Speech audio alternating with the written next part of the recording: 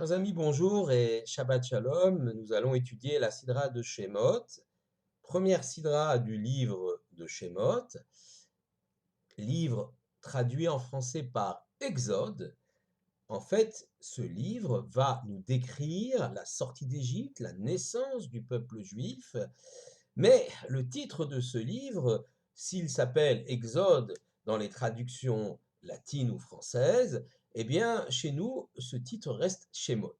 Pour la bonne raison que chez nous, dans notre tradition, les titres des livres de la Torah portent le nom du premier mot significatif de ce texte. De la même façon d'ailleurs que pour les sidrotes, comme je prends l'exemple de Béchalar, par exemple, une autre sidra du livre de Shemot, eh bien, la sidra Béchalar porte le nom du premier mot significatif de cette sidra Béchalar. Et dans Shemot, également, nous avons le premier mot significatif de la sidra Shemot qui donne son nom à la sidra Shemot. Le premier mot, le même mot, donnera son nom au livre donc de Shemot.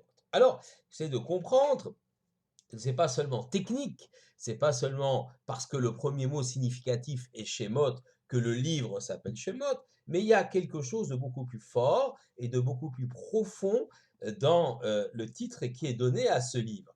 Alors pourquoi ce livre s'appelle-t-il Shemot, les noms?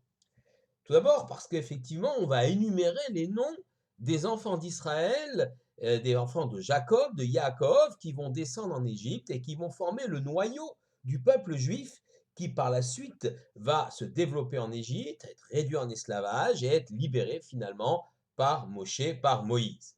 Mais il y a une autre signification au nom des Shemot. Nous savons, d'après le Midrash, que les enfants d'Israël sont restés donc un certain nombre d'années en Égypte et ils ont maintenu leur identité juive parce qu'ils ont été rigoureux et ils ont gardé un certain nombre d'éléments marqueurs de leur identité juive. Ces trois éléments sont les suivants. Lo shinouet leshonam, lo shinouet malbusham, lo shinouet shemotam. Ils n'ont pas changé leur langue, ils ont continué à parler l'hébreu, ils n'ont pas changé leurs habits et ils n'ont pas changé leur nom. Alors reprenons ces trois éléments qui ont garanti, si on peut dire, la pérennité des Juifs, des Hébreux en tant que tels, qui sont, comme je l'ai dit, trois marqueurs d'identité. D'abord, ils n'ont pas changé leurs vêtements. En effet, le vêtement, la façon dont on s'habille, est également la façon dont on souhaite être perçu par l'extérieur. Certes, le vêtement a d'abord une fonction protectrice, il nous protège des intempéries, du froid, il nous permet également, évidemment, d'acquérir une certaine dignité. Un homme nu est un homme donc qui a peu de dignité, qui se promène en haillons, il a peu de dignité, mais le vêtement est également un marqueur fort de notre identité, de la façon dont on s'habille, on va être perçu par l'extérieur. C'est pourquoi il y a des règles concernant les tenues vestimentaires, ce qu'on appelle les règles de tsniout, les règles de pudeur, qui s'appliquent aux femmes, mais aussi aux hommes, ça on l'oublie peut-être parfois. Évidemment, après, chacun placera le curseur de façon un peu différente vis-à-vis de cette tsniout, de cette pudeur, mais c'est la façon dont on veut être perçu à l'extérieur. Et puis, il y a des signes marqueurs de notre identité. La kippa pour les hommes, les tzitziot, c'est-à-dire les fils que nous attachons aux quatre coins de notre vêtement, que nous portons dans un talit katan, qui sont portés à l'extérieur pour marquer notre identité, ou même s'ils ne sont pas visibles, qui par rapport à soi-même marquent également notre identité, puisque les tzitziot sont un rappel permanent à notre volonté de vivre les commandements, les mitzvot, dans toutes les situations de la vie. Nous sommes encadrés, entourés par ces mitzvot. Comment cela? La gematria, la valeur numérique du mot tzitzit, est de 600, auquel on ajoute 8 fils et 5 nœuds de chaque côté, ce qui fait 613. En d'autres termes, nous sommes enveloppés, nous sommes entourés par 613 mitzvot. C'est comme une sorte de rappel permanent et constant donc par rapport à ces commandements. Alors, pour aller plus loin, donc le vêtement effectivement est perçu comme un marqueur d'identité. Et les Hébreux, n'ont pas changé donc leurs vêtements, ce qui évidemment constitue un contraste fort avec l'Égypte, avec les Égyptiens qui ont des tenues telles qu'on les voit sur les gravures, des tenues qui sont extrêmement différentes, où une grande partie du corps souvent est dévoilée. Donc voilà déjà un contraste qui est fort. Deuxième élément de leur identité, le shonam, leur langue. Nous savons que nous pensons avec des mots.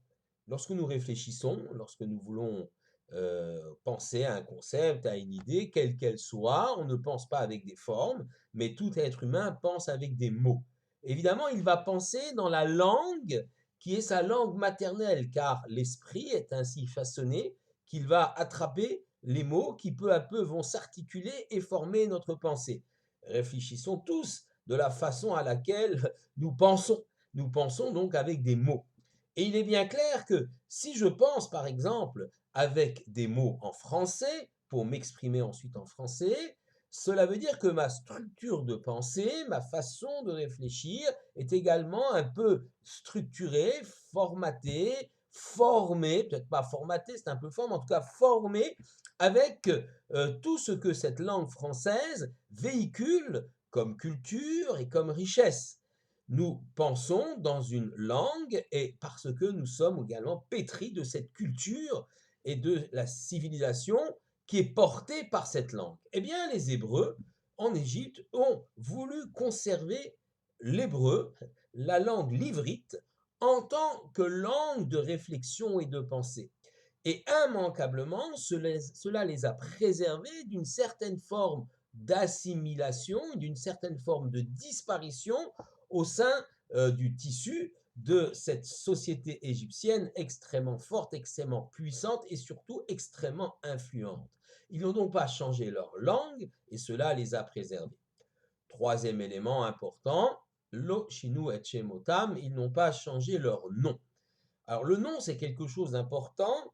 Le nom définit le concept, définit l'essence d'une chose. Si j'appelle quelque chose une table, eh bien, je dis dans ce mot, dans ce vocable, tout ce que cet objet, à quoi sert cet objet. Une table, voilà, c'est plat, on y pose des objets dessus. Tout le monde comprend effectivement la chose, et cela est vrai d'ailleurs dans toutes les langues. Lorsque l'on donne un nom hébraïque à ses enfants, d'emblée, on veut marquer que cet enfant reste au sein du giron du peuple juif.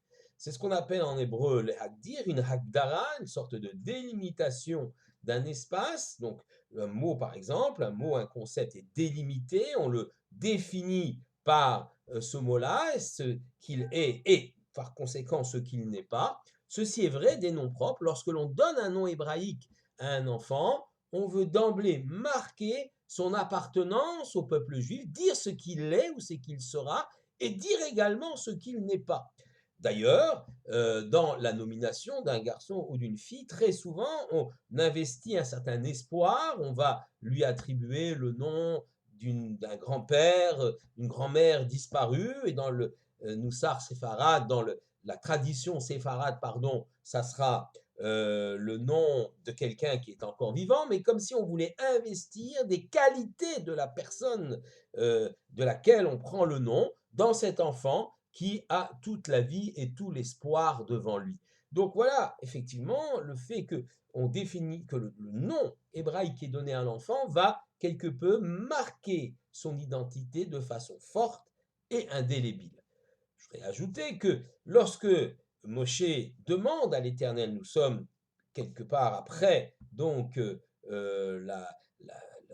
les premiers épisodes de ce livre de Shemot, de cette sidra de Shemot, nous sommes au moment où Moshe rencontre pour la première fois l'Éternel sur le mont Sinaï à travers le sné, le buisson qui brûle et qui ne se détruit pas.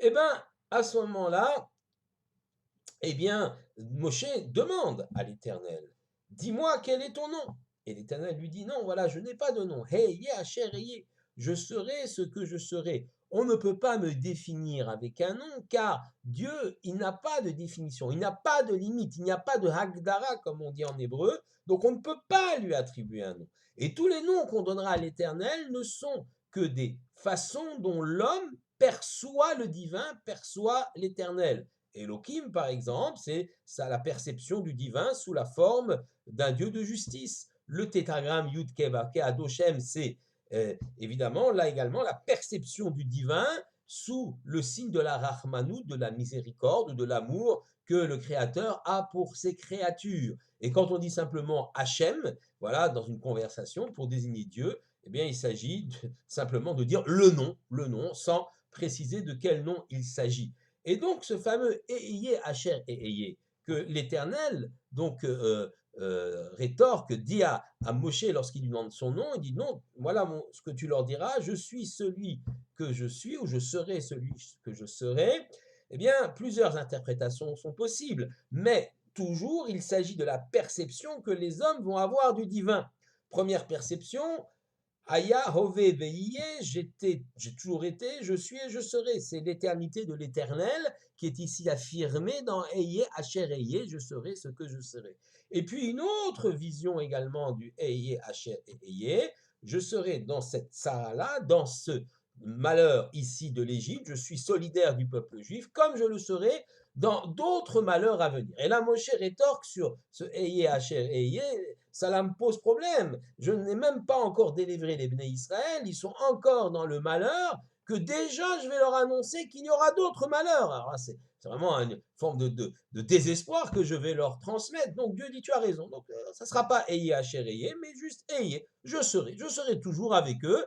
Donc pas de définition de l'Éternel en lui-même, mais un nom qui va simplement donner la perception, définir la perception que les hommes, et en l'occurrence ici le peuple juif, peuvent avoir de l'Éternel. Mais en aucun cas, le nom de l'Éternel véritable, si on peut dire, ne peut être dit, puisque nous n'avons pas la possibilité de définir et de limiter l'Éternel. C'est d'ailleurs, je profite pour expliquer que c'est d'ailleurs ici notre volonté farouche de nous opposer à toute représentation du divin qui existe dans d'autres religions. Toute représentation du divin, pour nous, est bannie. Pourquoi cela est banni? Alors d'abord parce qu'évidemment, cela ressemble beaucoup à l'avodazara, à l'idolâtrie que les peuples autrefois donc pratiquaient, qu'ils vénéraient, donc des dieux de pierre et de bois, mais même si on a des gens qui croient en l'éternité de Dieu et en l'immatérialité de Dieu, et donc ils ne sont pas idolâtres, mais le simple fait de définir Dieu ou de le dessiner, de le représenter, j'ai toujours l'idée effectivement de ce vieillard représentant Dieu dans la chapelle Sixtine à Rome, eh bien ces représentations ne sont pas acceptables pour le judaïsme parce que ces représentations limitent Dieu, définissent. Lorsque vous représentez, lorsque vous dessinez ou lorsque vous nommez, vous dites ce qu'il est et vous dites également ce qu'il n'est pas. Or, Dieu est infini et il est impossible pour l'homme de le définir. Et c'est la raison pour laquelle, effectivement, l'Éternel n'a pas donné son nom à Moshe, car il n'y en a pas.